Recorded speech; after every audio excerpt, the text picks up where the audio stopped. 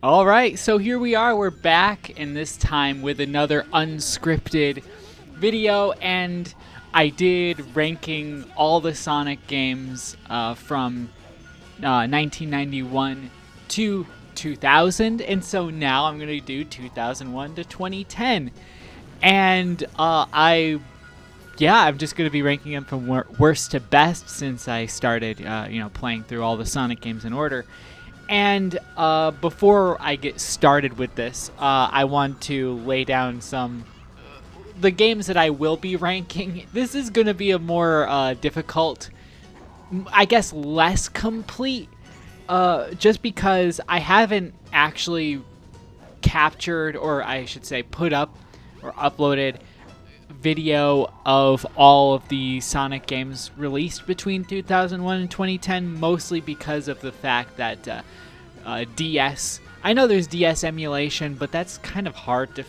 I don't know. I've had difficulty finding all the Sonic games, of all the ROMs for them. Although I haven't, I guess, looked that hard. But I'll be mostly talking about the games that I've played from this. So if I'm missing, especially like DS games or GBA games, I that's because I haven't visited them. I know it's kind of like more incomplete than the previous one, but it's at least I have all the main like console games, right? All the main like home console games. I won't be talking about like DS versions of the console games, like the Olympic games, for example. I hope nobody's too upset about that.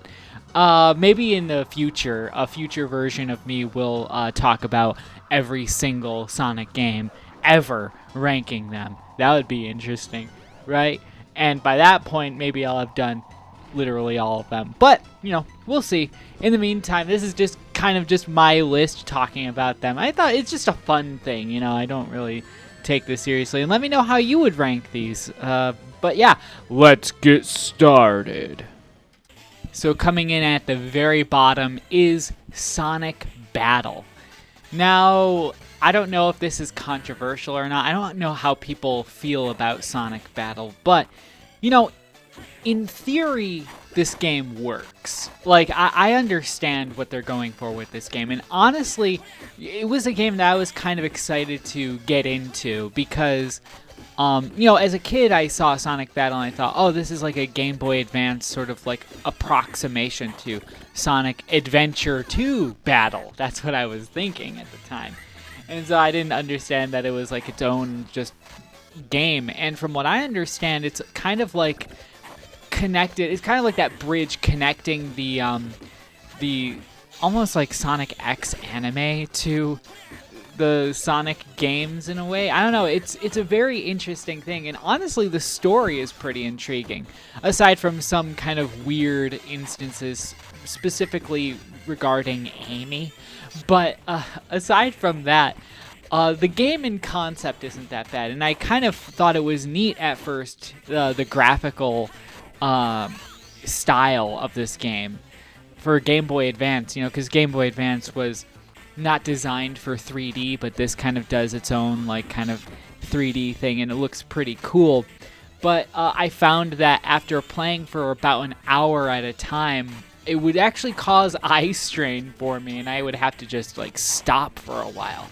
And it's a game that caused me physical pain. Also, it has like an RPG style progression, which is pretty interesting. You can increase your stats, and that's sort of like the idea, the concept behind Emerald and everything.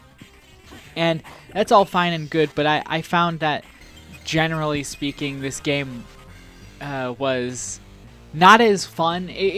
It's long. It's a very long game. It's one of the longest games in this time frame, I think, for Sonic games, or probably in general. But it does get a little too long, in my opinion. And I don't know. I didn't end up liking it that much, which is unfortunate. I feel like if they were to remake this game or kind of like revisit this concept, I think modern gaming hardware would do this style more justice. But as it stands as a GBA game, it's fine. But I really didn't end up liking it that much. I wish I did, but it is at the bottom of this list, unfortunately. But hey, that soundtrack is pretty cool. I like the soundtrack, believe it or not, using that GBA sort of sound chip. I really liked that. So yeah, Sonic Battle. Sonic the Hedgehog 4 Episode 1. A game whose mere mention makes me frown. I don't like this game. I really don't like this game at all. It's so weird. Even though, like, I don't like Sonic Battle I like it less than this. It's because it causes me physical pain. And that's the only reason why it ranks lower than Sonic Battle, honestly. Or no, Sonic the Hedgehog 4 Episode 1. And the fact that it's called Episode 1 is just so irritating in and of itself. But Sonic 4 Episode 1 is one of my least favorite Sonic games of all time. And that's mostly due to the fact that it isn't Sonic 4. If this was really Sonic 4, I mean, it's a terrible follow-up to Sonic the Hedgehog 3 and Knuckles, Sonic moves very sluggishly. A lot of people have already talked about this game, so it doesn't really need to be mentioned. But, like, I don't like how this game feels. I don't like how it looks. I don't like anything really about it. The art design is irritating. The story is irritating. The gameplay just, I don't know, man. I wish I could like this. Every time I go back to this game, I'm like, surely there's something here to enjoy. But, like, I don't know. I can't get into it. And maybe it's because it's too short. Maybe if it had a longer runtime, ironically, maybe I would come to enjoy it better. But every time I go back to it, it's just like a real chore. And that's unfortunate. But for what it's worth, it's not at the bottom of the list. I don't know. It's hard to, this game came out at the time when, like, the Sega was trying to rehabilitate Sonic's image, and so because the millennials sort of hijacked the narrative on what made a good Sonic game, and so millennials were saying, oh, classic Sonic is peak Sonic, so they had to kind of go back and make a 2D Sonic game, call it Sonic 4, and make it Episode 1, and make sure that everybody knew that it was just like the old games because it used the Sega Genesis sound font, and of course millennials ate it up, but it ended up being just slop.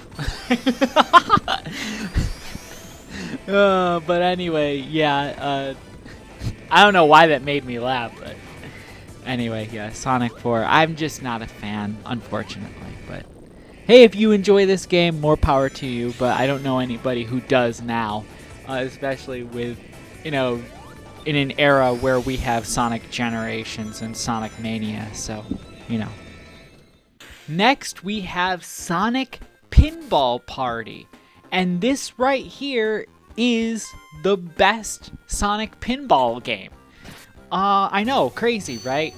I was dreading this game because I was afraid that it was,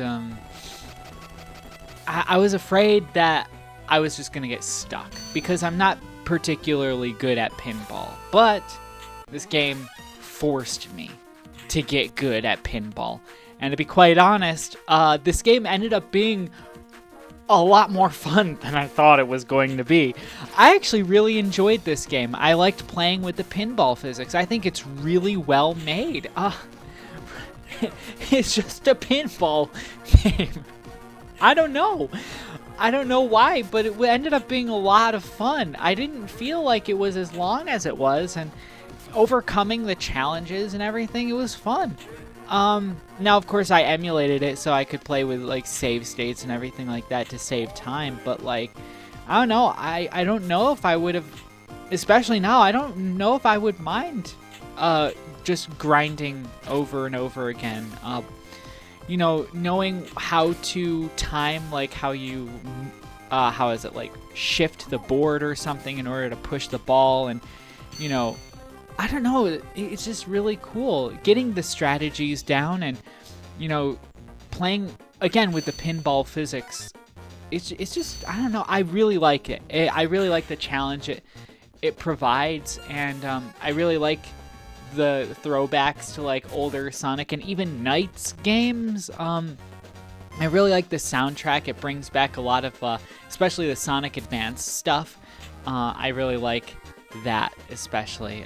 Some of those Sonic Advance soundtracks, I mean, man, those are really good. I really like those.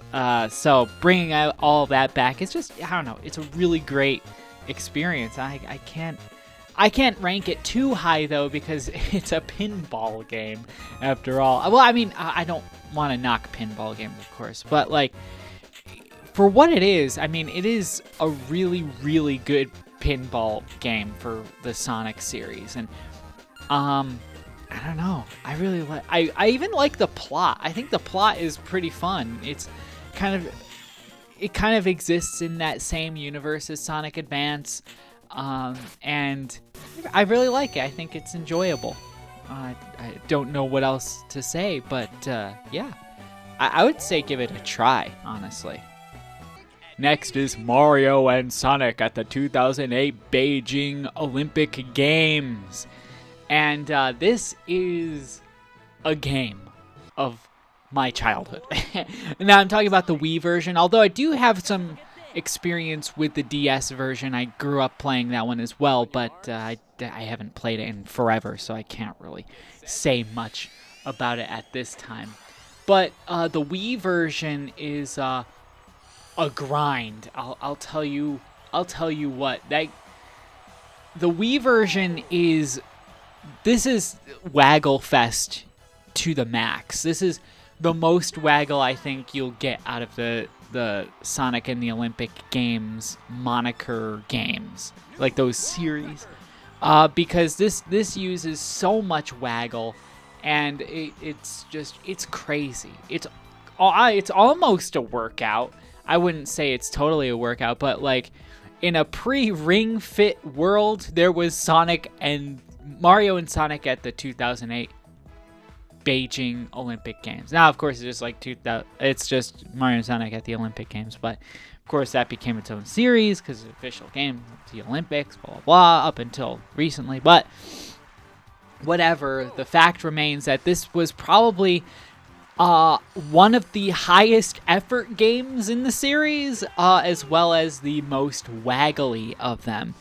And if you're going to binge play through this game like I essentially did, you're in for a time, quite the time in terms of waggle. And I played this in summer, in Japanese summer even. Let me tell you what, when you're playing this game during a heat wave, it is an experience. Would I recommend it? Nope. But, you know, waggling around and doing these Olympic sports, it was nostalgic, and it's not that badly designed, honestly. It does rely a bit much on the waggle, but I will say I do like the dream events. I really like how those add some much needed variety to the gameplay, and sort of interesting variety to, or like an interesting like take on some of these more bog standard sports. I think it's pretty cool. I think it's not the most exciting thing of all time. It's but you know, it's the Olympics. What do you expect, right? I mean, let's be real. Like, most of these sports nobody really cares about until the Olympics come around. So But yeah, I don't really have that much to say except that it's nostalgic. The narration and the music and everything definitely of my childhood for sure. But yeah, it's pretty much it. Speaking of the Olympics, here we have the other one released for the Wii. Mario and Sonic at the 2010 Vancouver Winter Olympics. Again, I'm just talking about the Wii version, and this definitely has to be the most maybe the most high effort game in the series, aside from the 2008 game, I suppose. But in my opinion, this is the peak so far of these games. Because it strikes the perfect balance of an interesting single player experience, which is kind of like a campaign. It's kind of like it's a linear campaign where you take on like rivals and you have to score points through. It's pretty easy, all things considered, like a Grand Prix system of sorts. But I don't know. It's a pretty fun time. I was able to basically one-shot this game. And I think it was my first time ever doing the single player, but like there isn't the utilization of the motion controls is reasonable. It's not too waggly like the others, and it isn't like the later games. But I mean, yeah, it's I think the best Olympic Games. It strikes that perfect balance and doesn't stick around for too long. It's maybe a little bit on the easy side, but I mean, as a game for kids, basically, I think I think the difficulty is fair. So I don't really have much. I mean, this is also a very nostalgic game. It's always been my favorite in the series, going back to when I was a kid. I mean, when I got this when it was new, I'm pretty sure.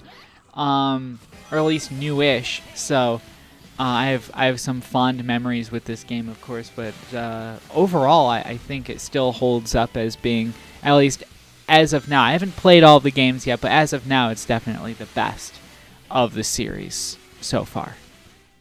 So next we have Sonic Advance, and this is sort of Sonic's next-gen handheld foray, basically.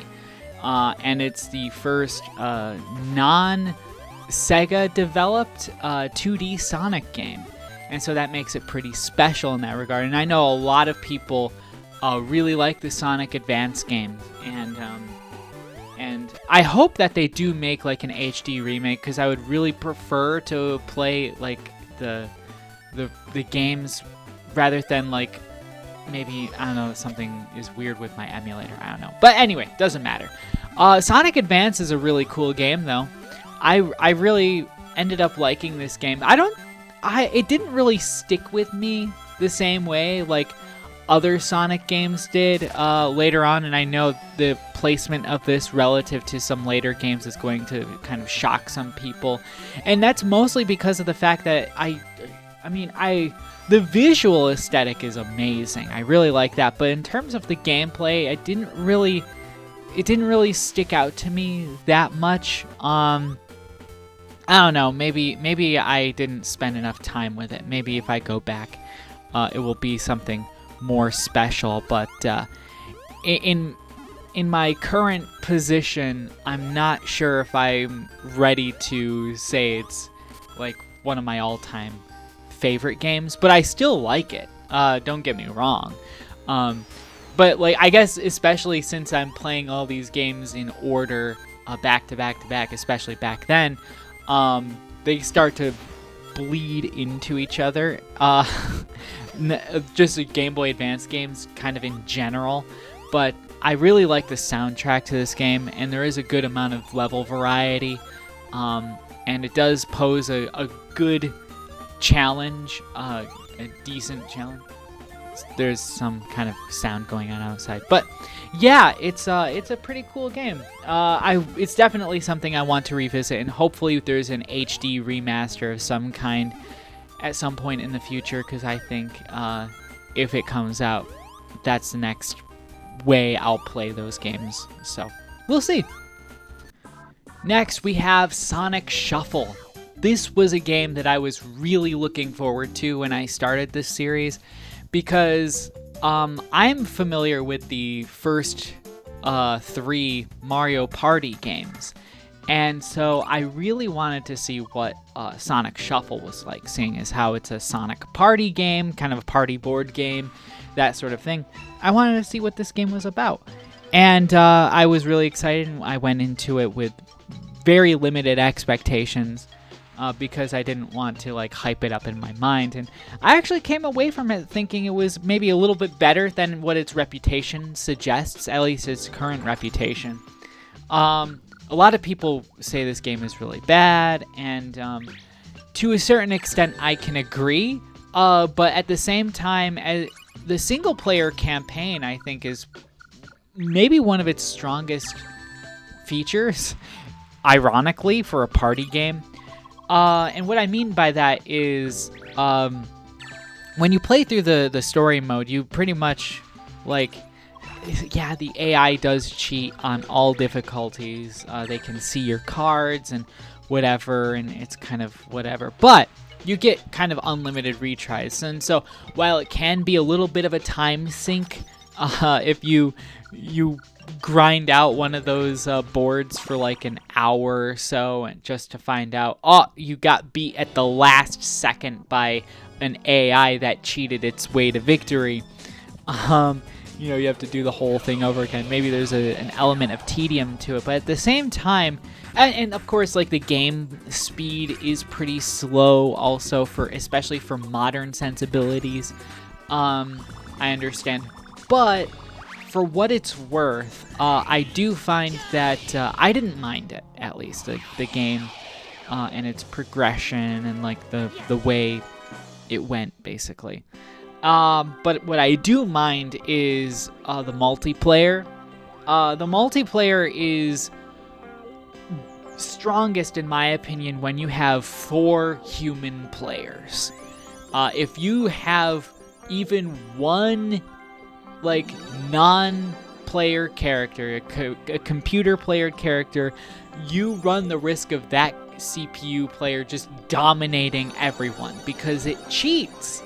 It cheats. I played this game on multiplayer with my brother one time. It was me, my brother, and 2 CPU characters. And the first round, the CPU characters won. And it was so stupid. Like, of course there should be a chance that they win. But, like, they won. Like, they crushed it. Like, it was no contest. And it was because they cheated. They can see your cards on any difficulty. I was like, come on, why can't one of us win? Like, or like, at least give it a chance. I don't know. It felt like the game had predetermined that, I don't know, whatever CPU character was going to win, and it was just a matter of how and when that win would take place. It was just so dumb. But the single-player campaign is pretty enjoyable, actually. I kind of like the story, and I kind of like the environments. I mean, there are only, 4 or 5 different boards, so it's nothing, like, huge. It's a pretty long game, though, again, just because of, like, the gameplay, the speed. But, I don't know, there's just something really interesting about it. There aren't too many mini games, but there is a lot of strategy that goes into this, and kind of like playing the CPU characters against each other in the single player mode is definitely pretty fun. I think maybe my favorite board would have to be the train. I think that's a pretty interesting one. It's like just one long line that has like a couple of different floors on it. I don't know, like stories, there's a top floor and a bottom floor. I don't know why, I just think that's pretty interesting. Opportunities for shortcuts and everything, kind of a risk versus reward system. It kind of like all comes together in that board, and I really like it. The final board, the one that's like in the dream realm, sort of like you're walking across constellations and stuff, that one's a bit trippy, but it also has its own aspect of like even though if you will lose your sense of direction sometimes or become kind of disoriented. It is kind of like cool, and there's just, I don't know. I really like the sense of strategy in this game. Even if the mini games aren't really the best in the world, they're serviceable, and I don't know. I just kind of like this game. I like it better than most people. I'm not gonna go to bat for it necessarily in a debate, but I don't know. For what it is, it's fine, and it's a Dreamcast game. I mean, any game for my Dreamcast is good for me. So I don't know. Next, we have Sonic Advance 3. Now, of course, I don't have footage of that game on on YouTube, and that's because I ran into emulation issues with it about halfway through. But Sonic Advance 3 is actually better. I know, like, this was sort of like the black sheep game. Like, it's kind of divisive because of like the teamwork mechanic and everything, and like the hub world. And I remember as a kid being a little bit confused by the hub world, but playing it like as an adult about a year ago now, sheesh, that's been a while. Honestly, I found it to be pretty enjoyable. I liked the kind of what is it? The variation on what they did with the Sonic Advance series, because of course you don't want to necessarily remake the same game basically 2 times, you know. So for the sake of mixing things up, I thought this was a pretty cool way to do so. And I don't know, I guess I liked it. I liked it well enough. I feel like the bosses were pretty creative too. There was some pretty, because Sonic bosses have most of the time not been much to write home about, and especially in the 2D Sonic games. But here I think the bosses kind of maybe shine the most. Maybe, I don't know. I'm not gonna die on that hill, but yeah, I think it's pretty cool. So next on this list is Sonic Advance 2. This is my favorite Sonic Advance game, and I don't know what it is about Sonic Advance 2, but the thing I will say about it is this feels to me probably like the fastest 2D Sonic game I've ever played. I know it's been a really long time since I've played Sonic Rush, so I can't say for certain, but there's something about Sonic Advance 2 that just feels like, well, it took what worked from Sonic Advance, the first one, and then just like made it more. I don't know how else to describe it, but it's faster. The scope of the levels seems much bigger. There are so many different routes, like within. Of course, it's nowhere near to the extent of Sonic Advance 3. Those levels feel gargantuan, especially for a GBA game. But Sonic Advance 2 just feels like a roller coaster, like, the Top Thrill Dragster or something. I mean, that game is blisteringly fast a lot of the time, and especially when you like get the level designs down, it's awesome. I don't know what else to say. It's my favorite Sonic Advance game, Sonic Advance 2, just because of its sheer sense of speed and scope. I think it is the peak of GBA Sonic games. maybe you can disagree with me in the comments below, but honestly, for me, at least as of recording this, Sonic Advance 2, man, is amazing. Amazing, I don't know, but it's awesome. I really, really like that game. That game was just a blast to go through, pun intended, and yeah, I'd do it again. So this is where people are going to get mad. Sonic and the Black Knight ranks above the Sonic Advance trilogy. Oh, it's only going to get worse here. Yeah, Sonic and the Black Knight, a Dark Age Sonic game, or whatever you want to call it. I really don't think Sonic and the Black Knight is as bad as many people say. yeah, okay, maybe the Sonic with the sword and the waggle or whatever, but I don't know, man. I kinda liked it. Okay, towards the end, okay, so at the end you can unlock you unlock the ability to play as different three different or four different characters. You can play as Sonic, Blaze, Shadow, or Knuckles, or Sonic, Sir Gawain, Sir Percival, and Sir Lancelot, I should say. Which are basically, Sonic, Knuckles, Blaze, and Shadow. And actually, this was the last game where you could play as multiple characters for like almost a decade, huh? Sheesh. Anyway, it doesn't matter. So, Sonic and the Black Knight, for me, I found quite enjoyable until the end, when it became clear that there were certain characters who were meant to play certain levels at the end, that end game sequence. That's kind of reminiscent of what happened, like the last story segments, and like Sonic Adventure 2, etc. Sonic Heroes even.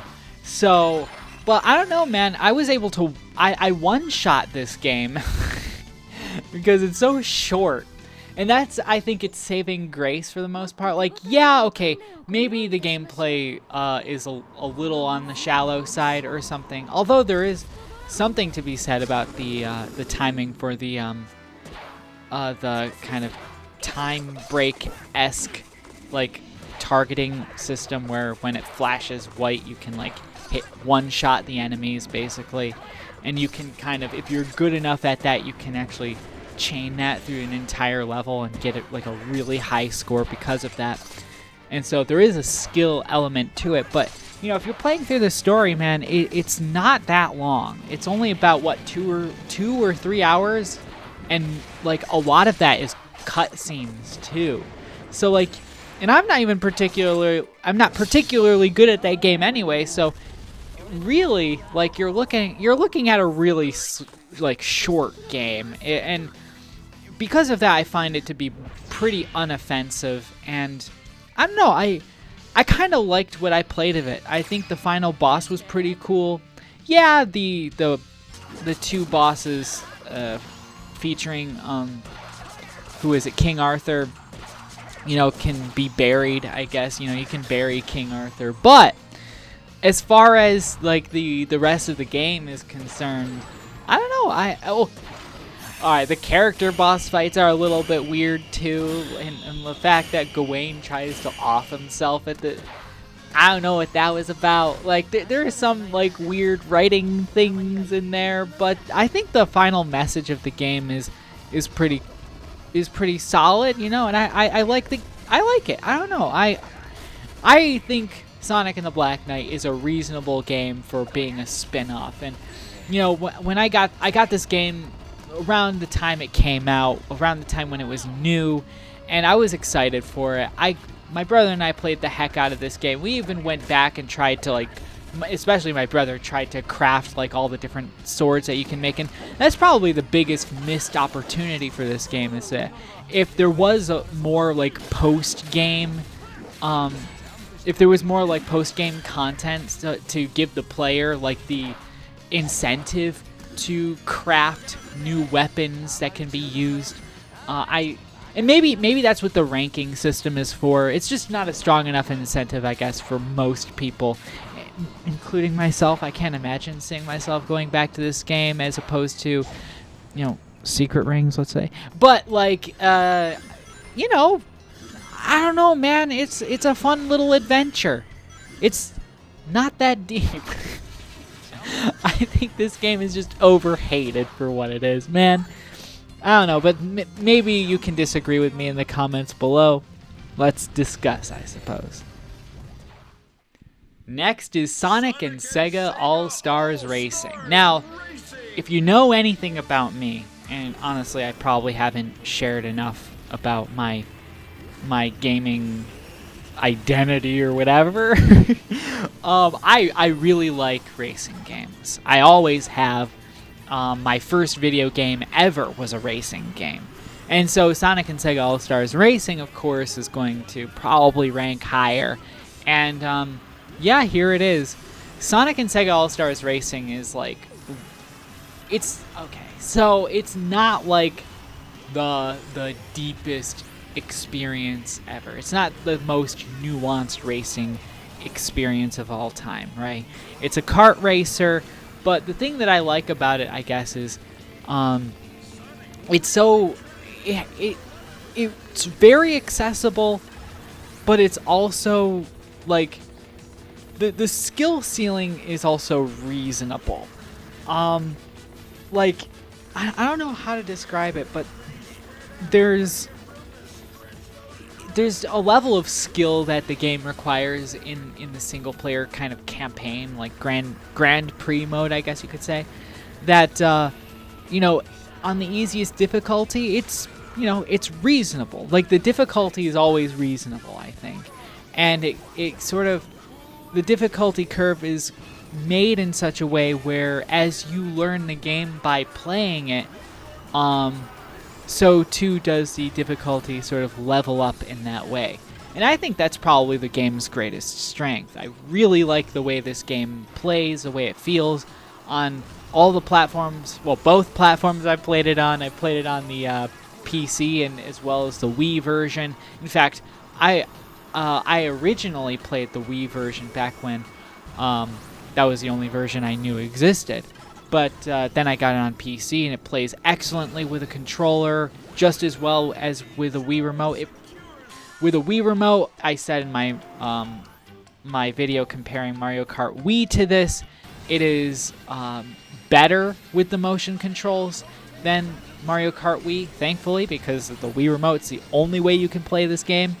And I don't know, it's just a really good, really solid feeling arcade style kind of kart racer, and it made me excited to try the other kart racing games like Sonic and All-Stars Racing Transformed and Team Sonic Racing and the new kart racing game that's coming out soon. So yeah, cool stuff.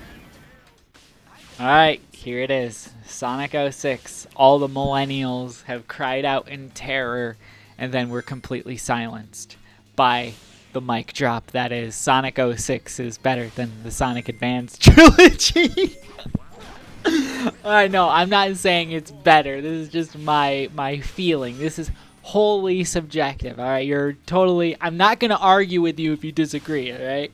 Because I'm not saying my list, I'm not Mr. Superior, okay? So, no, I just like Sonic 06. I played it on the Xbox 360 and PS3.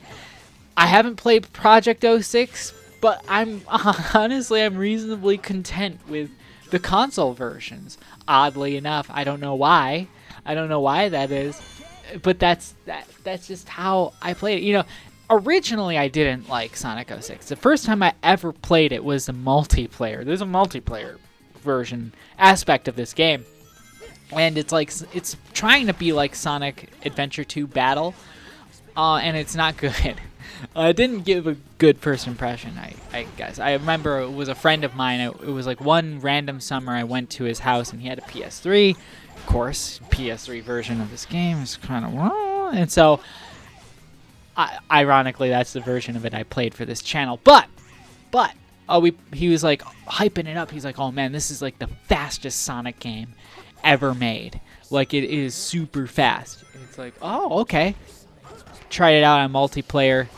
It was very slow, and especially on the PS3 where like the frame rate is tied with the game's speed. So frame rate drops to 30, then it drops to 50% speed too.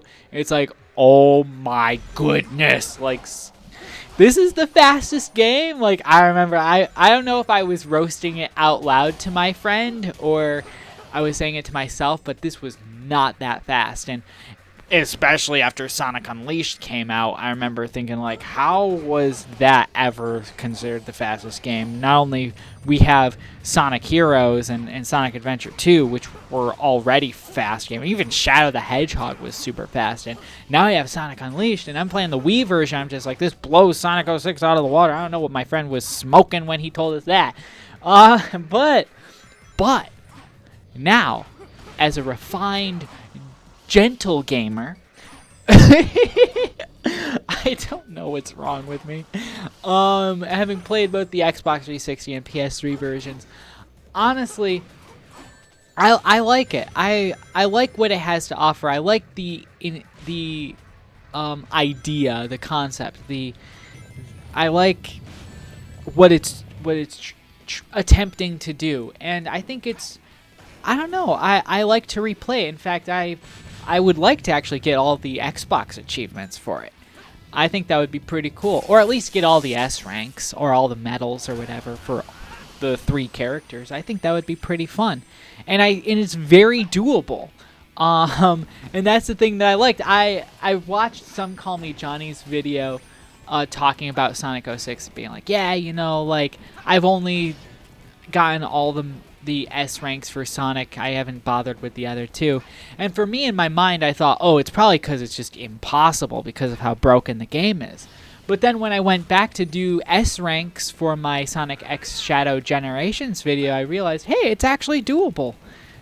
With like other characters besides Sonic. So maybe I can go back and get all S ranks and get achievements or whatever. So I plan to actually revisit this game on Xbox and Xbox 360 now that I have my Xbox 360 version, because the PlayStation version doesn't have trophy support, and I think it's because when the PS3 launched, it didn't actually have trophies in the beginning. Could be wrong, but I'm pretty sure that was patched in sometime later in 07 after Sonic 06 came out.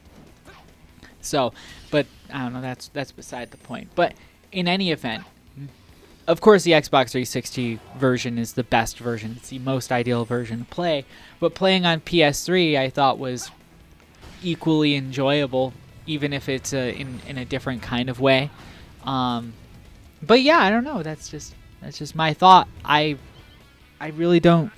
I think the badness of this game at this point has been overhyped by millennials to such a degree that it has sort of come around to actually, having people sort of reevaluate it as being actually not that bad. So, and I'm kind of glad about that, because millennials ruin everything. Sonic Riders Zero Gravity. Now, I will say that going in order, in release order, I played Sonic Riders before this.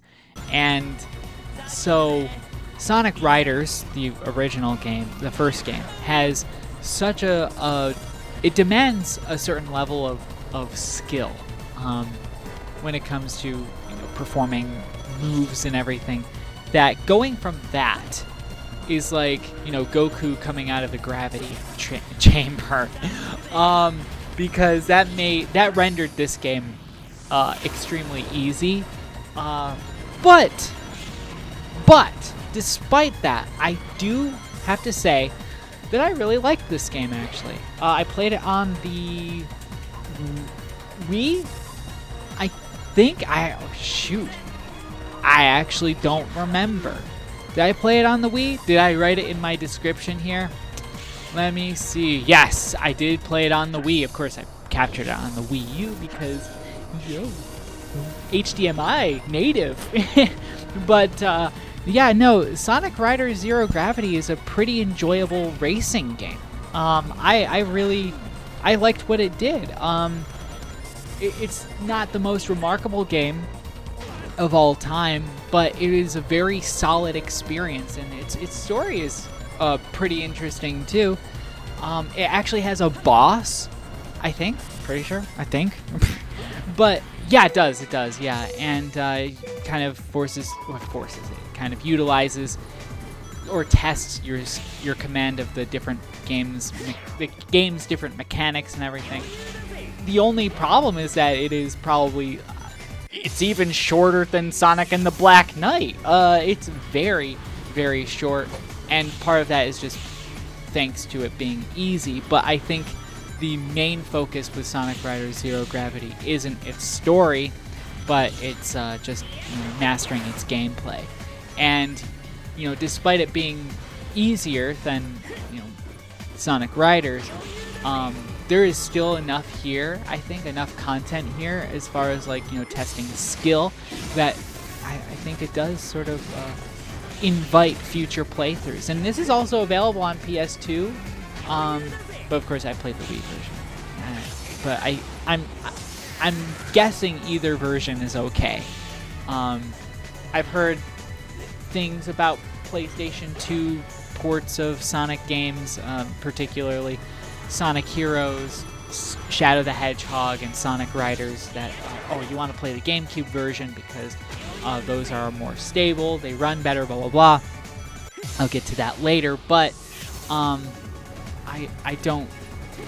just say that I don't think, based on my experiences with previous games on Sonic games on PS2, that I don't really see anything. I'm skeptical of Sonic Riders Zero Gravity being bad on PS2. That's what I'm gonna say. So of course Sonic Riders ranks just above Sonic Riders Zero Gravity, and this game right here is like the final boss of Sonic racing games. maybe not.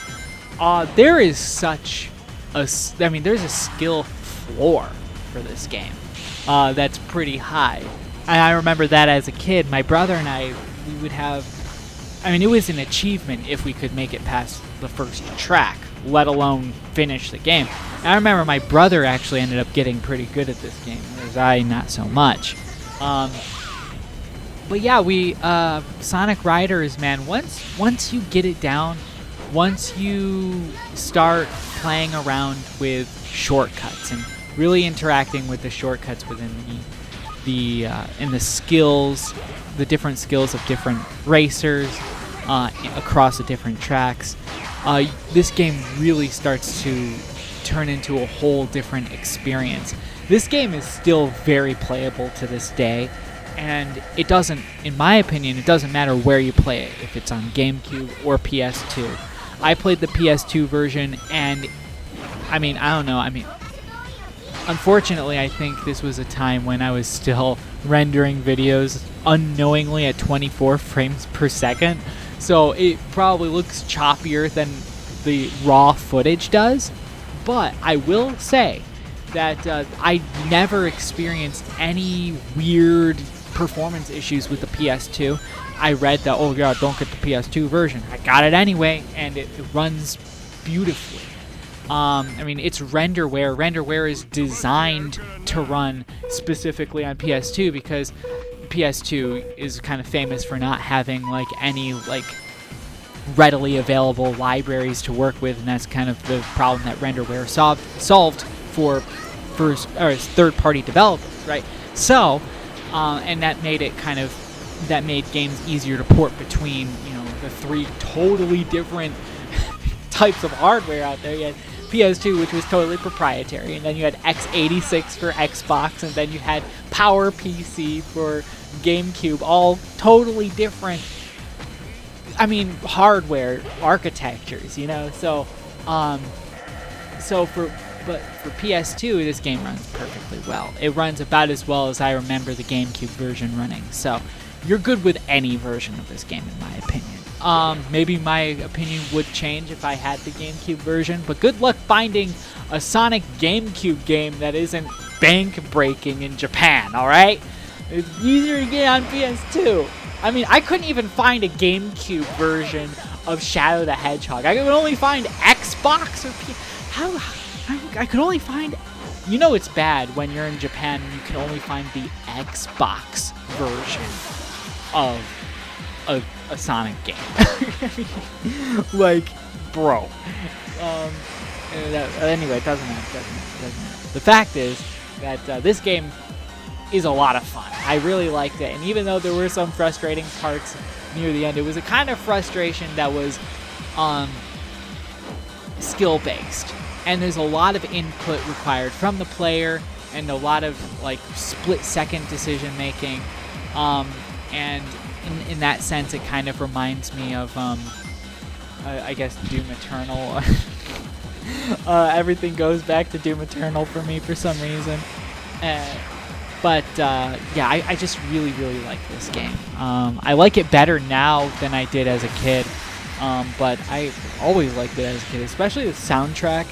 And like its aesthetics are just so, its visual aesthetics are so unique.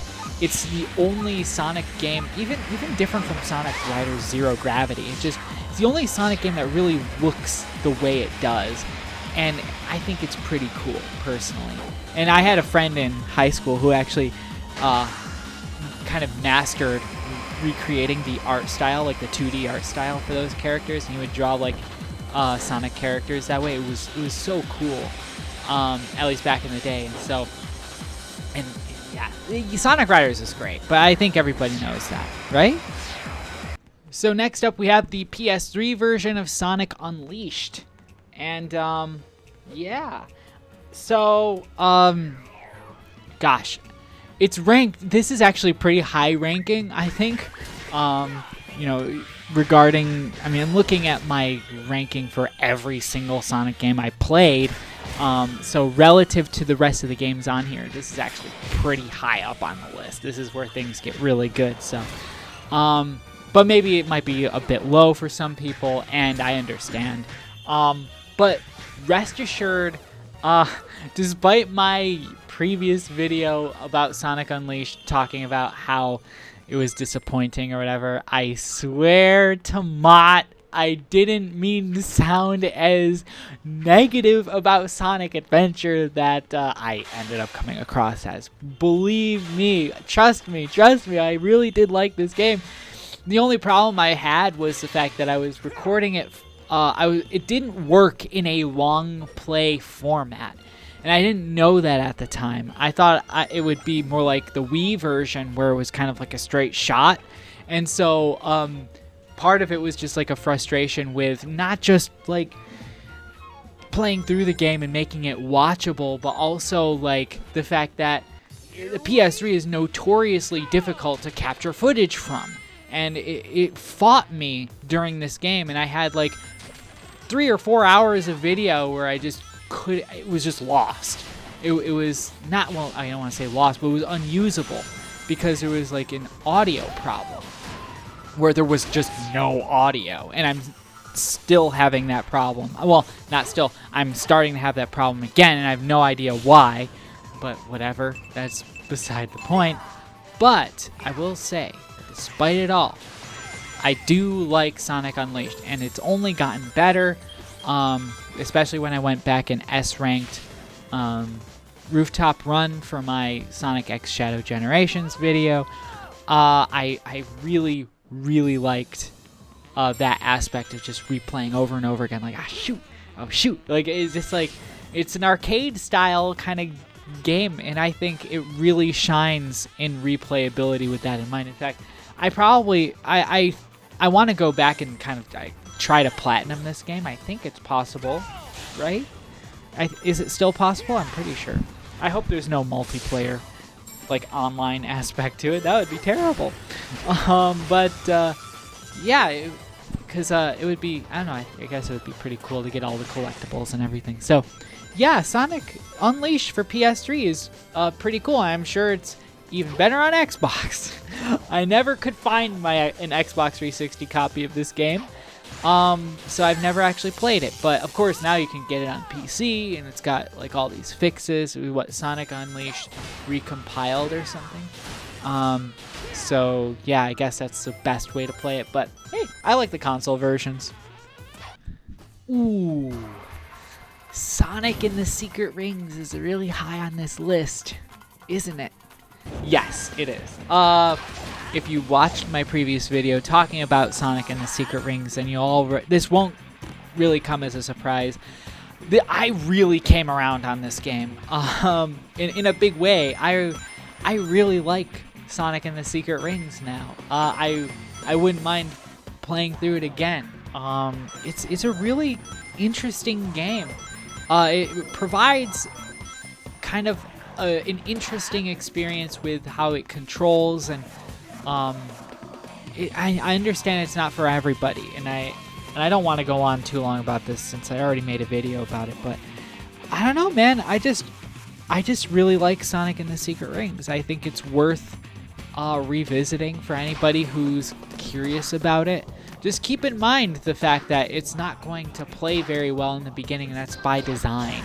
And if you just give it time and you start upgrading Sonic, it becomes a whole other game afterwards. Believe me. And I didn't even get anywhere close to what it could be.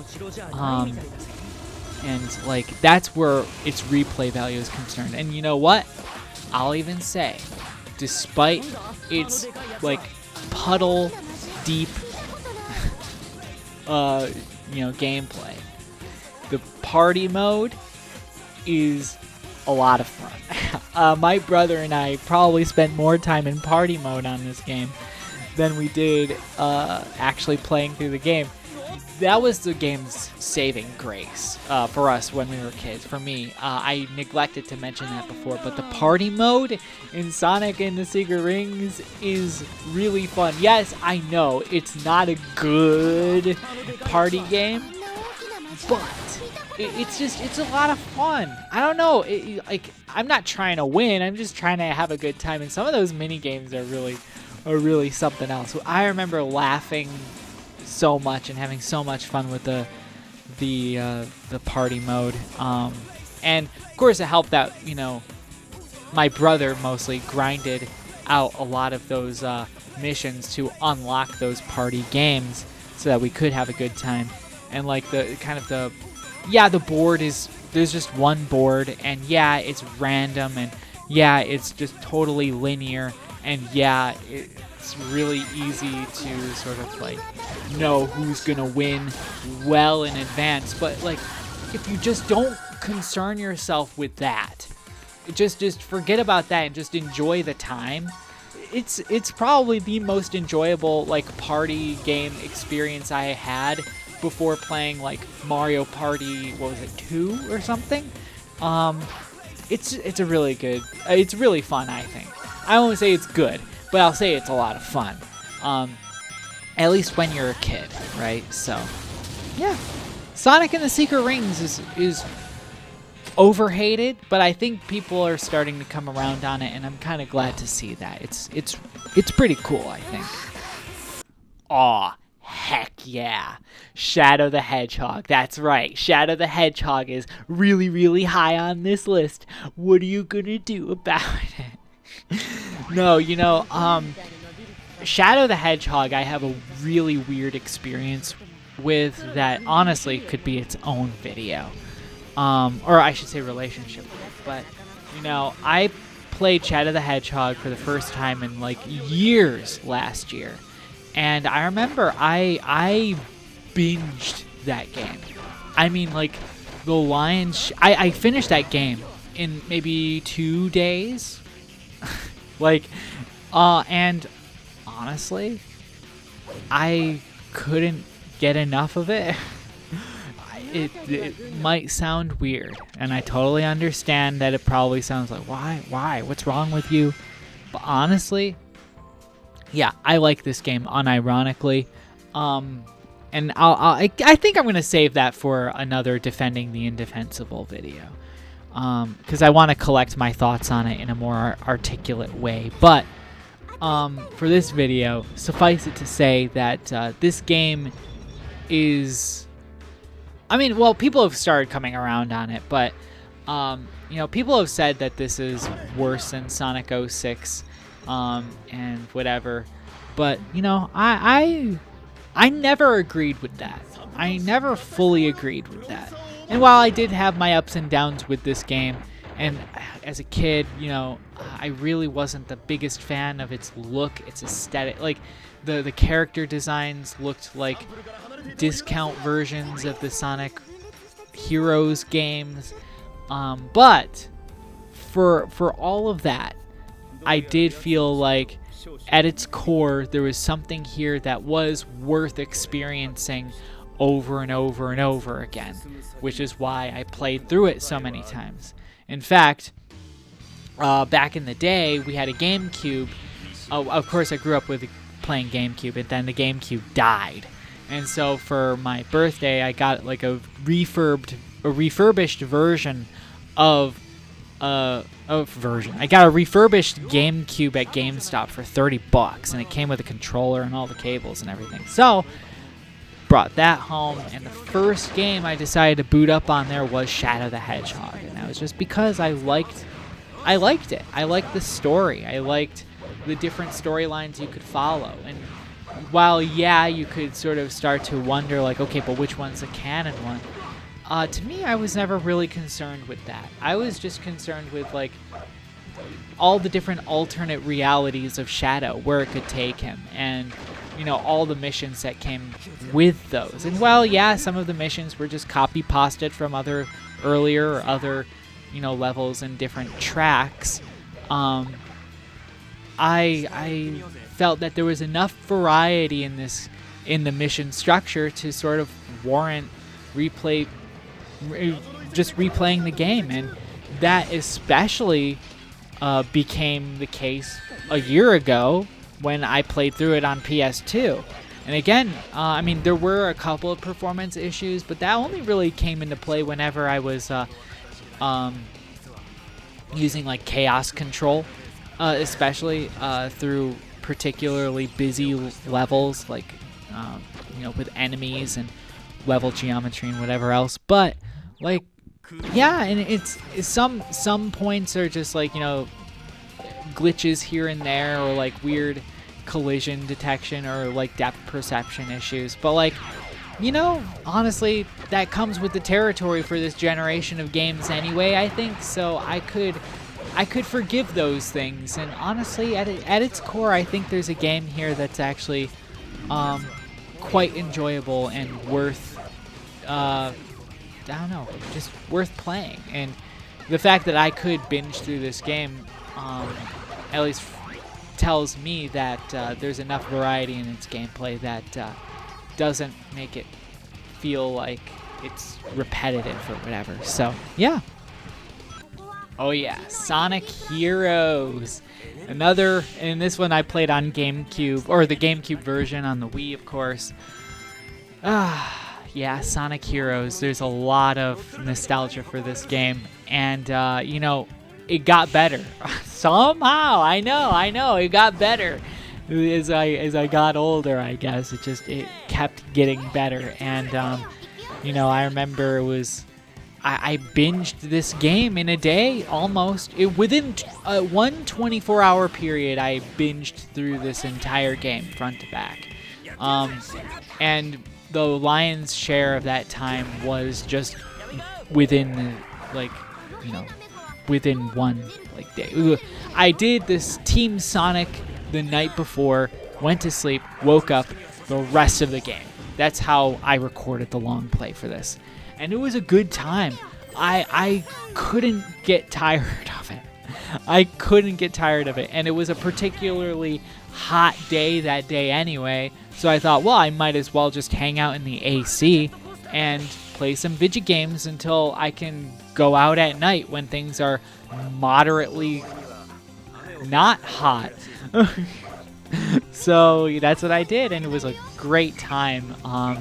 I really like this game. I think it got better with time. I do not buy into the narrative that this game wasn't designed to be binged through like modern players do, because I think it can be. I really think it can be. You don't have to. It's not a requirement, but I do feel like it is possible, because that's basically what I did. There's enough variety in here that I don't think it really makes any difference whether or not they are all the same stages or not. Because it isn't just running through all the same stages 4 different times. Really isn't like that at all. Every team has their own style of gameplay, and while maybe it might feel slight or a little too subtle for some people. For me, I could definitely tell the difference between all of them. And, you know, there's something about going from Team Sonic to Team Dark, which is normal to hard mode, then Team Rose, which is easy mode, that just really gives it kind of a fulfilling sort of feeling at the end where you're like, man, you know, I trained for this moment or something. I don't know. Because Team Rose really flies by, and Team Chaotix having its like mission-based structure, I think really helps to add sort of a certain depth to the level design and everything that I think kind of goes underappreciated maybe, but hey man, that's just my opinion, bro. Next, we have the Wii version of Sonic Unleashed, and if I'm going to be honest here, because I know people are going to be like, "What? Wait, it's this much? It's like higher than the PS3 version?" And the reason why is mostly nostalgia. Look, I understand that this is for what it is, like it's a mostly cut down version of the HD edition of the game.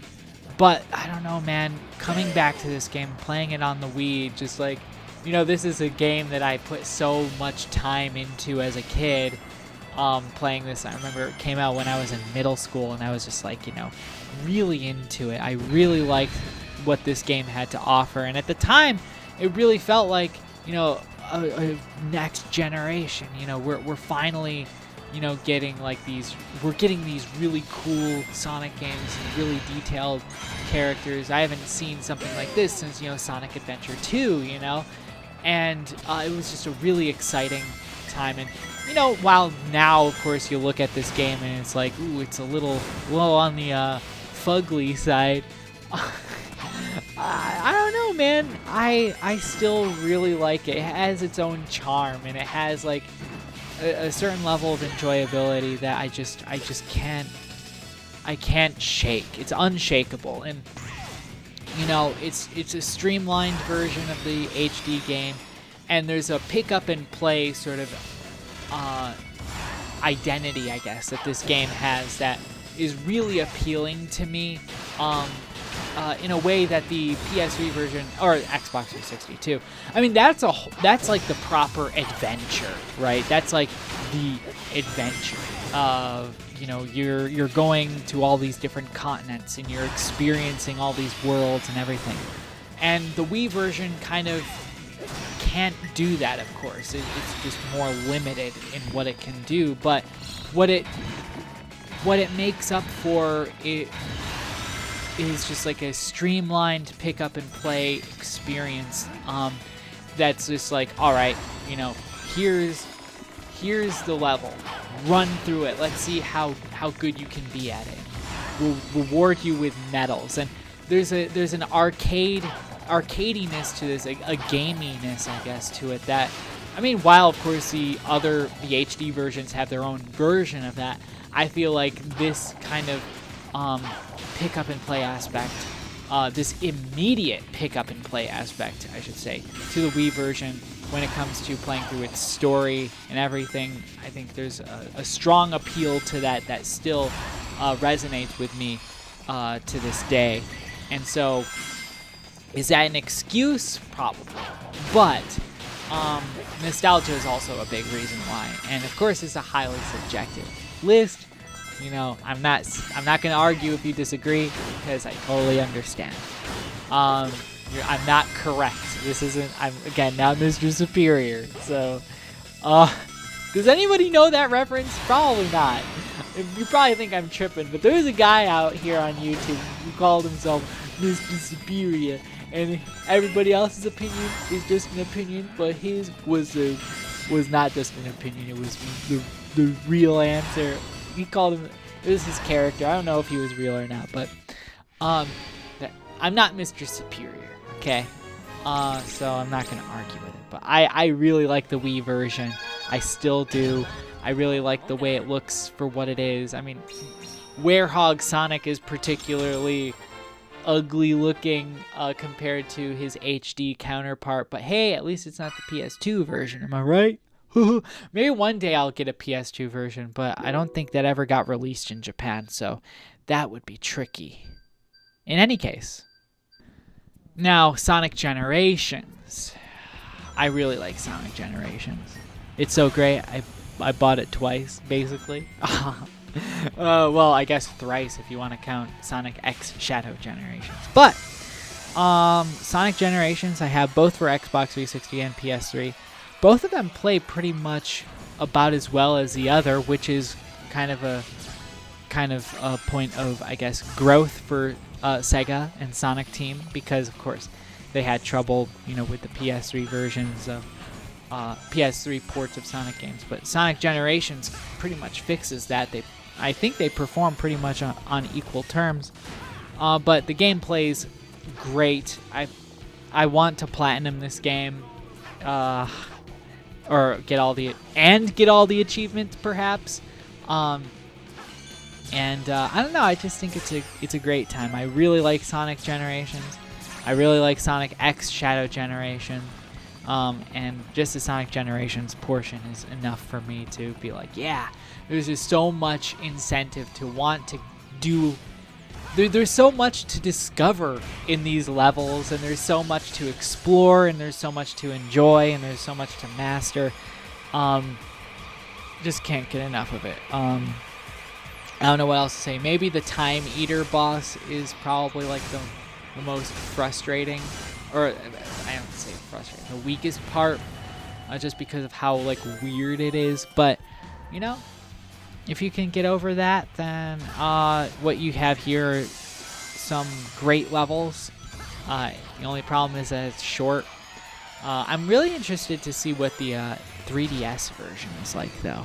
That would be pretty interesting, because people have started to remember that, but yeah, it's still relatively unknown. So I'm kind of curious about the 3DS version. I've never played it, but the console versions, great. I love it. I know there's a PC version, but that was delisted from Steam sneakily, at least in Japan, so I never had the chance to actually pick that up. But hey, man, you get what are you gonna do? What's even better than Sonic Generations? Sonic Colors. Oh man, we were eating good at that time, though. I'll tell you what.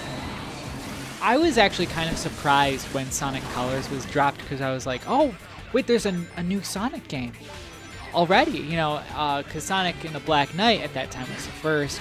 And I don't know why I was surprised. I guess I just kind of felt like it was, Sonic. What else could they do with Sonic on the Wii?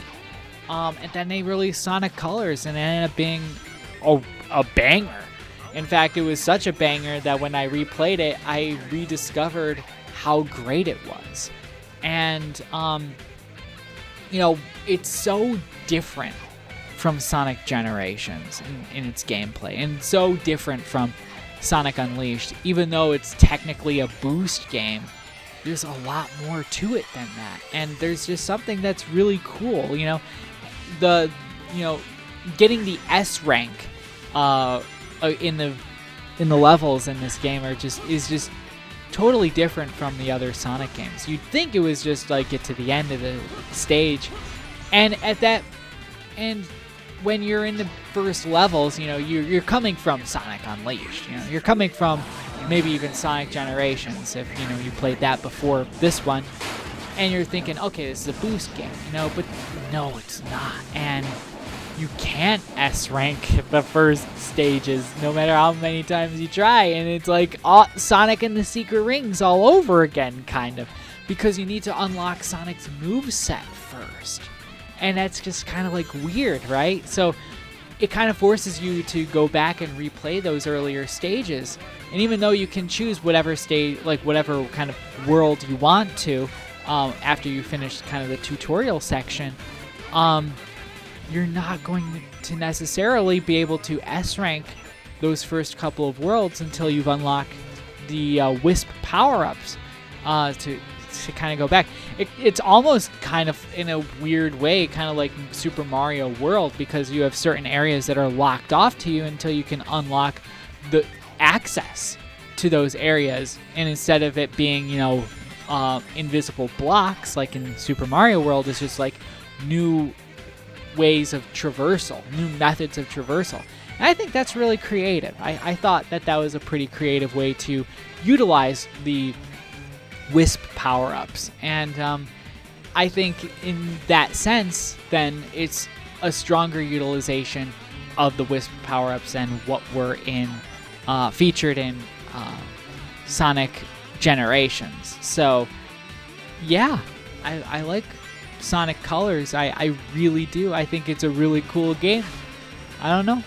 I could be wrong, I suppose, but the only issue I really have with it is the fact that, they had to they were forced to kind of go back to the drawing board with the writing, unfortunately, and the story, the quality of the writing does not hold up, in my opinion.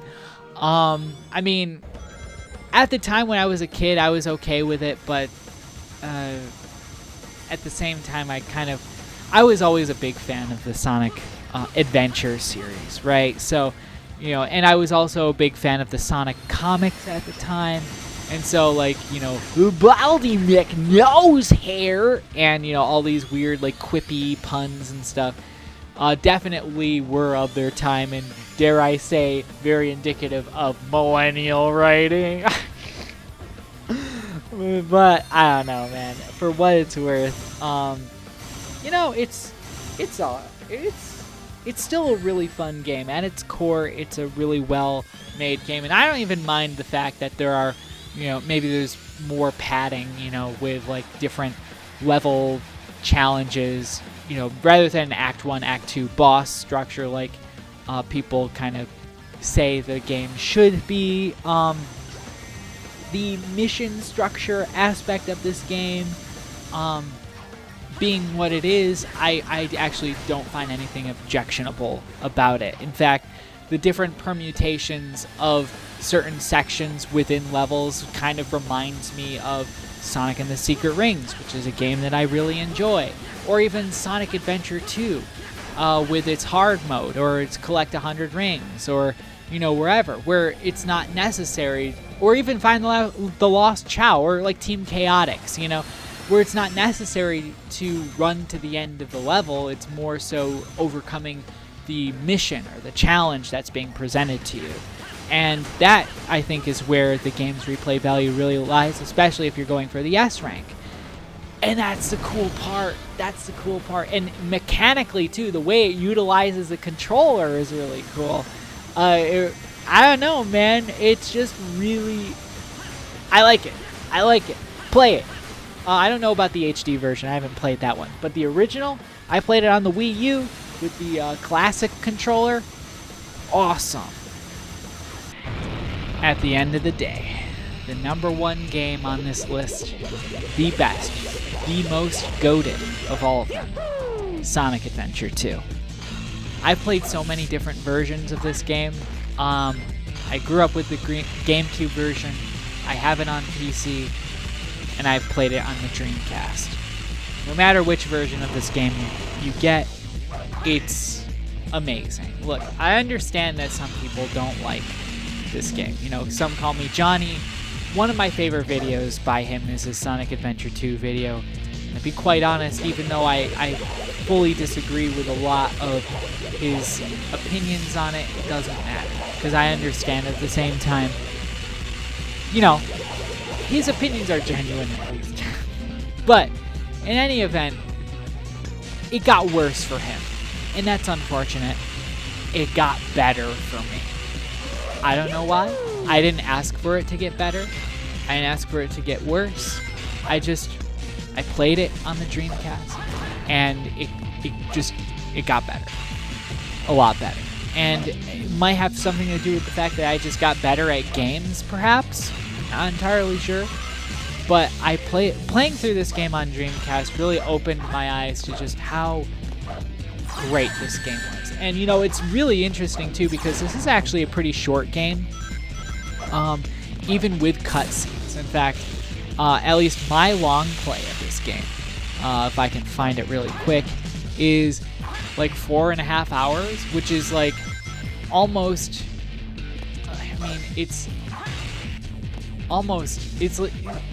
practically half the length of Sonic Adventure, but there's so much gameplay. There's so much more gameplay here in the story mode than there is in Sonic Adventure.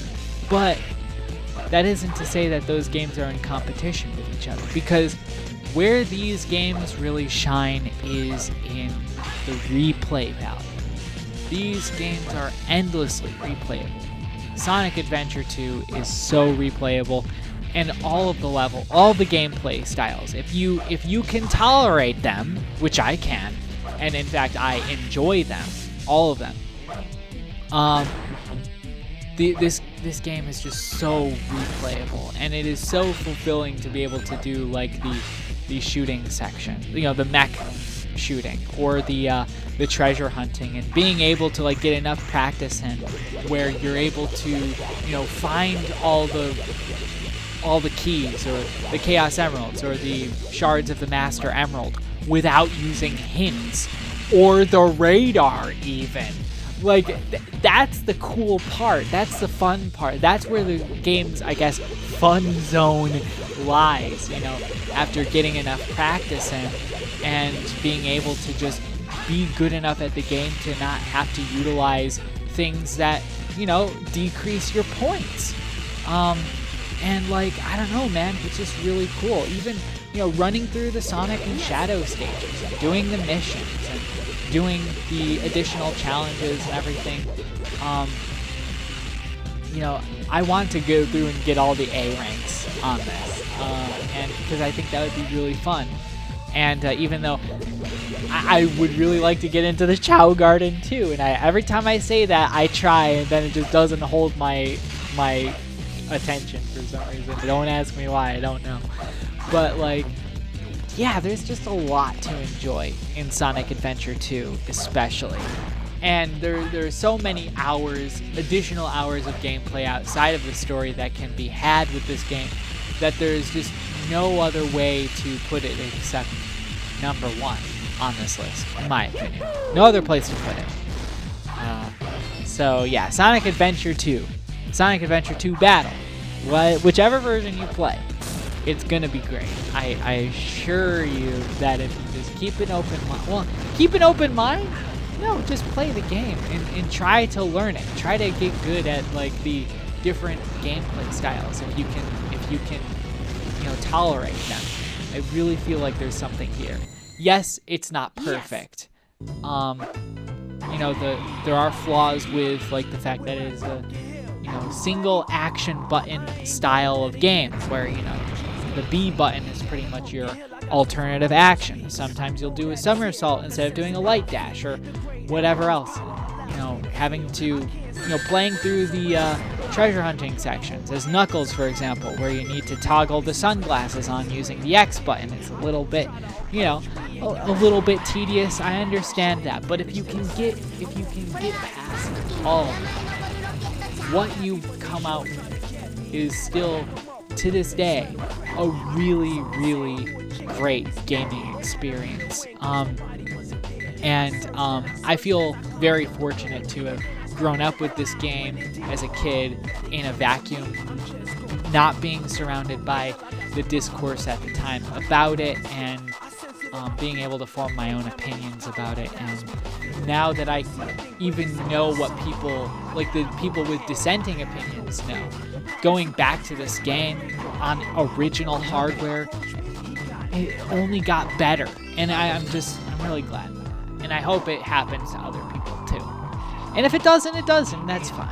But Sonic Adventure 2 is still great. And it's not just, it's not even a childhood thing at this point. It is just like, it's not a nostalgia thing, I should say. It's just, it holds up, in my opinion. So, yeah. So there's my ranking list. I don't know how long this is going to be, but I'm sure it's probably going to be about as long as my first one. So if you've made it this far, congratulations. You're an elite, you are an elite gamer. And as such, I urge you to comment the word Sonic Adventure 2. No. Sonic and the Secret Rings is goated. put that in the comments below, and let's see how many views we can get from that clickbait. Alright, this Sonic and the Secret Rings is goated. But no, I mean, that would be pretty funny if you did, if you made it this far. But anyway, thanks for watching. Let me know what you think about Sonic games, this era of Sonic in general, if you want, in the comments below, because this was a tumultuous time for Sonic. So, and I'm curious to hear what you think. And I'll see you next time, probably with another Sonic video. Who knows? But until then, enjoy your games. I don't have an outro.